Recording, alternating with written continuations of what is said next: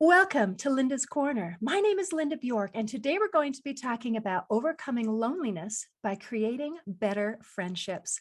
I'm delighted to welcome special guest, Coach Lee Hopkins. Coach Lee is a friendship and transformational coach and the founder of Patterns of Possibility.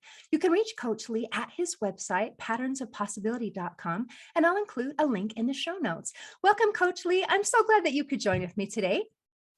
Thank you for having me, Linda. I'm so glad to be able to join you as well. This is going to be wonderful. I am looking forward to learning from you today. And I watched your video about why can't I make friendships? 3 social myths that prevent me, what was the exact wording? From making lasting friendships. Is it okay if we start there and you kind of explain what these social myths are and why they prevent us from developing friendships? We want friends. And so what's keeping us from having these friendships?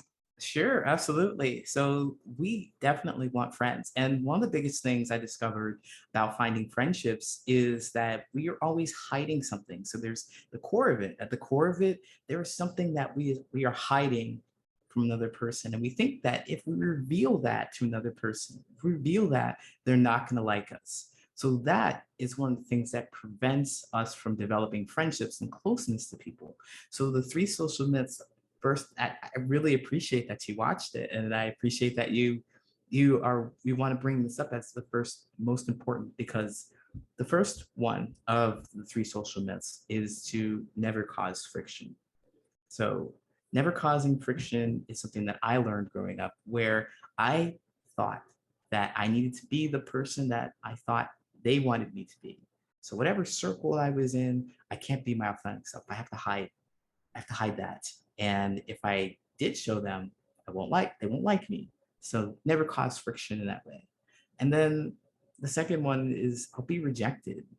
And the rejection will be the worst thing in the world. Well, it won't be. That's a myth. It won't be the worst thing in the world. Rejection is a part of life, and it's not anything personal. It has nothing to do with me. It's all about how the other person feels. And learning that is why I became a coach. Helping other people understand that point is why I became a coach. And then finally, you must win them over. That's the final myth. You don't have to win anyone over. What you must do to make genuine friendships is be yourself. Come into these spaces and don't be afraid to share whatever it is that you're hiding with other people. And I understand that sometimes in different situations, it's not safe. But as part of my story, if I could share with you, I was Absolutely. I was always hiding something. I grew up in a small town and I liked artwork, and I expressed that, and people were like, well, no, you're never going to make any money with that. Don't do anything like that. I'm like, well, I just should not tell anybody anything ever again. And so I moved to college, went to college, and I kind of had that same fear. There was something about me. I don't know what it is. There's something about me that these people are not going to like. And I carry that with me. So I moved from Ohio to California, and I got myself in the karaoke, and I enjoyed the people there, had a great time with them. But there was something I was hiding. I just had to figure out something, to find something to hide from them, to decide that they were not going to like me if I shared that with them. It's just been a theme throughout my entire life. And isn't it amazing what happens when we learn to like and accept ourselves? And I think it is Mhm. actually rather magical. And it's interesting, if we follow these social myths and we're trying to be what someone else expects me to be, because if they see the real me, they're not going to like me, Mhm. then what that means is that my friendship is never going to be genuine, because Right. I have to be this chameleon and I have to look like what Lee wants me to look like in order for Lee to like me. And I'm going to have to look like this in order for this person to like me. And I have had friends that I have seen walk from group to group in a social situation and change who their posture and Mm. their Wow. word choice and other things. It's like, oh, when I am with this group, I have to talk like this. And when I am with Mm. this group, I have to look and act like this. And when you're done and you watch them, you think, wow, who are you? What, who is you? What is you? So, as we learn how to really like and appreciate ourselves, then Mhm. if I can be the real me and then I can have a conversation with you and you like the real me, then all of a sudden this friendship is going to be genuine. And isn't that wonderful? Yes, it is so wonderful. And that just, I laughed so much at that because it reminded me of me. It's like you were definitely reflecting exactly what I used to do. I just tried my best to be what I thought that they wanted me to be. And it turns out that not only do I don't have my own sense of identity, but I'm just not a person that they can really rely on. And I don't really trust them either because I didn't really think that they knew what they wanted. I have to show them what I think they want, if that makes sense. Wow, isn't that interesting? And when you put it into that perspective, it's not only me being disingenuine, but it also reflects of what I think about you, that you are Yes. going to be shallow enough that you're not actually going to like the real me. Yes. You're not going to be able to accept whatever that is.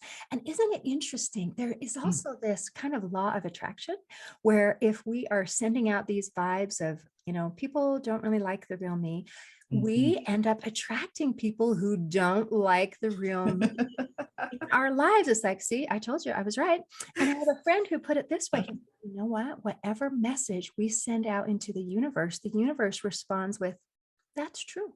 Here's some more Mhm. evidence to support that.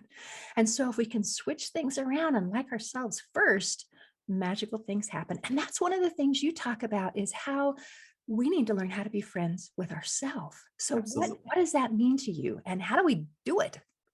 Yes. Well, that's a great question because I'm going to tell you boundaries. Boundaries is how we do it. And that's such a buzzword because I know when I was in my 20s, I'm in my 30s now, late 30s.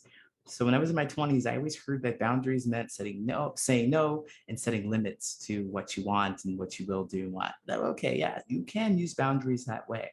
But I'd like to reframe that for us and say that boundaries are more so about saying yes to ourselves rather than saying no to anything else. And I Ooh, want to reframe it that way because you can really understand rejection when you understand what boundaries are about. When you say you understand what your likes and your needs and your wants are, then you can understand completely why somebody else would walk away from you when they're not interested in you. It has nothing to do with you, it has everything to do with them saying yes to themselves. So when you say yes to yourself, you can get into the habit of understanding that yes is most important because that's how you're going to create connections with other people. You're going to be authentic with yourself. You're going to be uncompromising because you know that your happiness in any kind of friendship is most important because your happiness is going to be less draining. It's going to be, you're going to have more energy to share with other people. You're not going to have to carry the load of like making up what you think they think of you and then turning into that person. You're just going to be relaxed and your authentic self when you say yes to yourself. And finally, when you say yes to yourself, the people who are attracted to you, you'll know that they genuinely say yes to themselves too. lots of yeses. That's Yes. much more positive. Mhm. That's very interesting. I have never heard it framed in those terms before. That's quite lovely. Well, thank you, thank you. And so you also to get to that when you're saying yes to yourself, because I know it's really quite an experience. I in my late 30s and I was bumbling around trying to figure out exactly what it means to say yes to myself. Well, to take the abstractness out of creating boundaries, because boundaries are just they're experiences that we have. They're an emotional reaction to an experience. We walk around in the world and we boom, we have an event or something happens and we have an emotional experience. And then we log that experience into our minds, our body. We log that experience. And we decide unconsciously whether we need this experience, we loved it, we want to have it again. We can negotiate having it in our lives, maybe so not, or maybe we can, and then we never want to have it in our lives. So I call those your needs negotiables and your nevers. These are experiences that you've had an emotional reaction to. Now, most of the time it comes unconsciously. But what I help my clients do is realize that it's a conscious effort to think about what you've had, what your experience was, so you're not recreating it over and over and over again. So that's how we kind of make boundaries less abstract and say yes to ourselves. Yes, it's a need. Yes, this is a never to me. Like I never want this to happen. Yes, categorize in that way. That's wonderful. And now, does this go along with the beat thing, the beliefs, the emotions, the Yes. actions, and the thoughts? Did I get those right? Or Yes, you did. You okay. did. And I rarely talk about that. And I'm so glad that you brought that up because it's the kind of mechanism behind it. Because I know that it's really difficult for me and for most people to figure out what the belief is behind it that's driving the behavior that you need to have in your life or that you never want to have in your life. But you can see that with your emotions and your actions. So the beliefs, emotions, actions, and thoughts, they're all tied together. So you have your belief, which is the thing that's just stuck in the back of your head, the things that were told to you when you were a kid, the things that you're acting on that you're really not sure where they come from, but they're back there. And analyzing them is where we make a lot of change. But your belief about something drives your feeling about it. So if you feel like happy, if you feel joy about this experience, then you're likely going to want to do it again. That's the action. You're going to want to do it again. And your thought about that is always how you will benefit, what benefits you will gain from the experience. I took this beats, I created it from Robert Plutchik. He was a um, motivational psychologist, and he mapped out exactly what your feelings and actions and thoughts will kind of be when you have a feeling. So I don't know if you've heard of Plutchik's Wheel of Emotions, Mm-mm. but it is based on that and its experiences where if you feel surprise, for example, then I'm gonna grab this and pull it up in front of me here. So let's take an emotion, and he mapped out 8 basic emotions: joy, trust, fear, surprise, sadness, disgust, anger, and anticipation. So what I've done is I've taken them and I put them into the beat. So if you have a situation in which one of your 5 senses gives you a belief or gives you an impression that, let's say, uh, this is unexpected. The belief is you have a situation, you've run into a boundary. This is unexpected. You'll have an emotion, surprise, and your action will be a stop, analyze the situation. And the thought, how you will benefit, is that you'll get focus. So I ask people and my clients to, we usually look at things like anger and fear and joy because those are most easily identifiable. So if we're looking at joy, I feel joy. Great. Your action is to keep the item or intentionally recreate the situation because you feel joy. And the thought is you will have resources. The belief that's really stuck behind that is something valuable is here. And the valuable thing, whatever that is, it's hard to kind of pull out. So let me pull this back into coaching and less more the ideology and apply this to why we hide. So it might not feel joy to hide, but I was certainly happy to be someone else in the situation because I thought that I would have resources in the fact that they would be my friends. That's the thought. They would be my friends. And it's valuable to have people around me, period. I don't care if they really know me. It's just so valuable to have people around me. So the belief, the emotion is joy. Like I'm happy to have these friends around me. My action is to keep being a chameleon. My thought is that I will have these friends around me. And the overall belief is that I don't care who's around me. I want people around me. And so being able to analyze and understand what that is or what that belief is will help me shift it. So we're looking at, so you don't really care if people around you understand you. Let's dive into that. Do you really? Where does that come from? What if we tried something different to see how it is? Because joy, you may feel joy, but there are also other emotions that have come into play as well. And what are the other emotions? Because this is interesting. You're taking something and going through that process and saying, this is why I'm doing what I'm doing, because it is satisfying a need. It is matching my beliefs. But what I'm doing is also a self-sabotaging behavior. Yes. And so we need to recognize what is, and then also what is wrong with this picture. And is there a better way to meet this need? Absolutely, absolutely. And so we reflect on past experiences to see how you really feel about those past experiences and map them over to our current experiences. So we would try an experiment. I would experiment. I would ask them to experiment rather to try something new to see if we can get a different feeling. So, but you asked if there's another emotion that comes along, and I Mhm. think that what I point out is that there's an absence of one emotion, which is trust. Mm. There's no trust there. Because if you trust, the belief is that you belong here. Your emotion is to feel trust. Your action is to become acquainted. That means opening up. And your thought is that you'll be supported. If you are not in a situation where you're becoming acquainted with people, the thought is likely that you're not going to feel supported. And that's what friendship is. The belief is that you don't belong here. Where's that coming from? Right. So we would dive into that. So then you believe that you don't belong here because if you reveal XYZ about yourself, they're going to hate you. We're going to reveal XYZ about yourself to them to see what happens.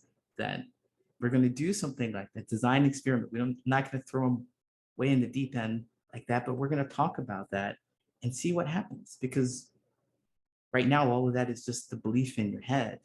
It's the absence of trust. You might feel joy, but you don't really. There's something else missing, and there's fear underneath too. That's So what I was going to say. There's some fear and maybe even some shame involved in who I really am is not good enough. So mhm, there's some of that going on. Now, as you're definitely. describing this social experiment, I'm thinking that takes a lot of courage to be vulnerable to say, hey, you figure that if you're going to share this, they're all going to reject you. So go ahead and share it and see what happens. And chances are, you know, depending on who you have attracted and who you are associating with, they may The reject universe is you. gonna say you're right. The universe is going to say you're right. So it depends. We need to somehow create a safe place. So there's this, I'm trying to figure out who I am. I'm trying to figure out how to do this. I need to attract actual, safe, genuine friends into my life who are going to like the real me. And Yes. I have to be brave enough to expose the real me. So that Hmm. takes some courage. And I'm thinking, how do I get strong enough and confident enough to try an experiment and say, all right, all y'all, this is who I am. Do you like it? Are you okay with that? Will you still be my friend? Because that sounds really Hmm. scary. Yeah, it is absolutely scary. It's our whole, I believe, Linda, this is I'm so excited about this because I believe that it's our whole existence. We live to just do this thing where we discover ourselves. And I believe this self-discovery is where you find that it's more about saying yes to me, putting these things into my boundaries, and realizing that saying yes to myself is all there is that I need to do. And then I can stand in front of people because I know that if they reject me, it is not about me. Because I know that when I say yes to myself, there are some things that don't belong. It has nothing to do with the other things, it has everything to do with me. So when somebody walks around and they reject me, we'll say, well, good for them. They're saying yes to themselves. Good for them. Because I know what it feels like to say yes to myself. So it's like having that experience. And self discovery is how you start saying yes to yourself. You try things and you log how you feel about those experiences. If you need them in your life, No one else in the world is ever going to be able to tell you that you don't need that in your life. You know this. It is yours, your decision, your feelings only. That's all that matters. If you never want to have this in your life ever, then it is only you who can say that. It's only you who can dictate that. When you know that about yourself and you see other people walking around doing that, like, well, good for them. That's awesome. But chances are, Linda, it's not like you said, yes, the universe will give you uh, what you're looking for. If you're doing that for yourself, people are going to respect the fact that you do that for yourself. You're going to attract people who are like you and saying yes to themselves. And it's easy. It's really easy to make a connection.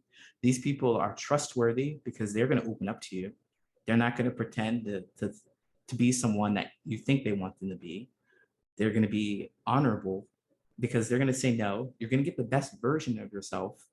They're going to say no when they don't feel like it. I mean, they're not going to lie to you. You're going to get the best version of them because they will say that they want to be there, and they will want to be there. They will want to show up. They're not going to be shamed into doing things that they don't want to do. And this might very well include getting some new and different friends. That might Yes, be part of the process. it And how is. interesting. So as I'm listening, it sounds like, because I got to start somewhere. There's a lot of information and I got to start somewhere. And to me, the starting is not the experiment. The starting, as you mentioned, is I need to say yes to myself. Yes. Yes. And then I need to give permission to others to also say yes to themselves. Yes to me. Yes, this is who I am. Yes, this is what I like. Yes, this is whatever. And that's going to require some self discovery, especially if you're used to being a chameleon and you may not actually know what you like and what you think because you're so programmed to try to search for what you think they want you to be. It's like that a Runaway Bride where Julie Roberts has this thing of where I don't know what eggs I like. I just like what everyone tells me to like. And you have to stop for a minute and say, okay, let me try this. What do I think? Let me try this. What do Yes. I think? Let me try this. What do I think? Hey, I have an opinion. Hey, I have a preference. Yes to me. But I think there's a bit of a process involved. And then once I'm comfortable and say, okay, this is who I am. I think it's pretty good. All right, I'm good with that. All right, other people have the same right to say yes. Okay, now I have some courage that when I do my experiment and I say, hey, this is who I am, these are the way I like my eggs, or whatever the secret information is, then they say, if they say no, then I can say, oh, good for you. I can Mhm. see that you prefer this. That's great. And then if they say yes, it's like, really? We actually have something in common with the real Yes. me.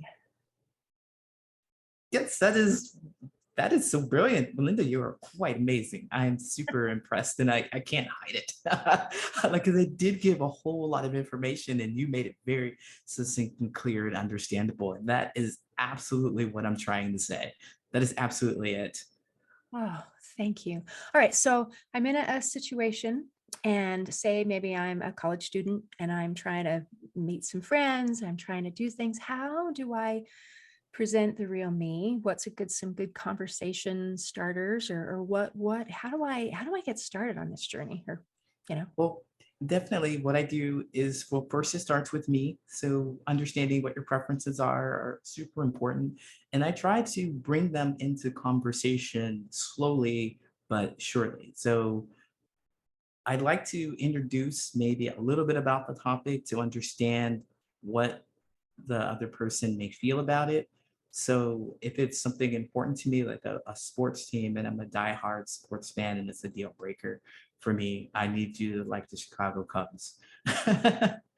And I like them on a level that is deeper than most people. I know the statistics and I know and all the players and their superstitions and everything like that. If I know that, I'm afraid if I shared that with someone and they heard that, they're like, oh, you're a geek or you're weird, or nobody ever does that. I'd want to slowly reveal it. I'd want to ask, well, do you like sports? What kind of sports?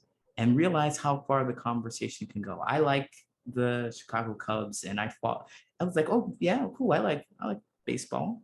I follow them for years upon years. I grew up with my dad watching the game with him, and then they can share some more about them and start revealing a little more until I reach a point where I'm realizing that it's not as important to them as it is to me. So if I start talking about statistics and they're like, oh well, I'm really not quite into that so much. That's it. I don't need to reveal any more to them. I don't need to reveal anymore because that's not going where I wanted to go. That's fine. That's fine. That's just a way to keep yourself a little more safe because you want to be brave and vulnerable, but you don't want to share everything all at once. It's overwhelming for them and it's exhausting for you to be so open. So just a little bit at a time. And think about the things that are important to you, though. Think about the things that are deal breakers, their needs and your nevers. Those things are super important. So if it's a need for me to want to talk to someone about baseball and the stats, it's that important and super passionate about it. My relationship with this person I just met can only go so far. And I realize that it's okay. Okay, so I'm loving this. And as I'm listening to this, it's like, okay, so what super, super matters to me, and just give a little bit at a time rather than Mhm. just going bleh and doing this social vomit kind of a thing. And then, but I'm also thinking about how I also do not require a clone of myself in order to have a friend, Mhm. because there's only one me. I mean, that's going to have that exact same interests and the same whatever. But it's kind of like a Venn diagram where it's like the circles overlap. And there's a spot where these two both match. And then that's the place that we can communicate with. And then the cool thing about that is I don't require a clone in order to have a friend. But like you mentioned, okay, so if I want to talk sports and I've got, oh, somebody who's just all in, or if I want to talk about movies or something, and maybe there's someone who has that in common with me. So it's not being a chameleon, it's genuine, but they're pieces of myself, but it's maybe not every single thing where everything that is interesting to me is going to be interesting to them and vice Right. versa. Exactly, exactly. And where you make the closest friendships is what the overlap is between the things that are really super important to you. Excellent. Excellent. The deal breakers. There are Yeah. some things that are really, really going to matter. And this is where we want to have that overlap. Oh, Yes, absolutely. okay. Love it. Is there anything that you wanted to make sure that we cover today before we close? Well, yeah, actually, as you said that, I was thinking about the connection with people and others. And what we really want is to be understood more than anything. And it's not just that we want to be understood, but it's also the demonstration that we understand. That's what makes us feel safe. So let's say I just blurted out the fact that I'm all about stats and I start throwing them at you like blah, blah, blah, blah, blah, blah, blah, and stats. And you're just like stunned or stunned. That's your feeling, you're stunned. But if you can put that feeling aside and start focusing on what's happening with me, spending all this, I'm super excited, I'm excited. And if you can reflect that feeling back to me, you can make a connection that way too. Like, oh yeah, that's cool, exciting. Really, I don't know anything about stats. That'd be you, like not knowing anything about what's going on at the baseball, but you're throwing back my excitement. We're instantly going to be connected right there in that moment. So this is your opportunity to share with them. Though, if you ever run into an opportunity, if you ever run into a situation in which someone is sharing so much with you, they're throwing all this energy at you because they didn't notice. But this isn't the time to reflect to them how you're feeling, or how they're feeling back to them, so that they feel understood, and then you can share your side. I don't recommend that you share your side before making sure this other person is heard. If you have the skill to do so, you have the ability to recognize that they're super excited. I'm going to reflect back their excitement, and then I'm going to share how I really feel about this so that they can understand me. And that will make the connection. Okay. So, in order to continue this friendship, you're blurting out your stats. My mind is going fuzz, fuzz, fuzz. Yeah. But I can see that you're excited. So Mhm. rather than just shutting you down and saying, boring yuck, I'm going to say, wow, I can tell that you are really excited and passionate about this.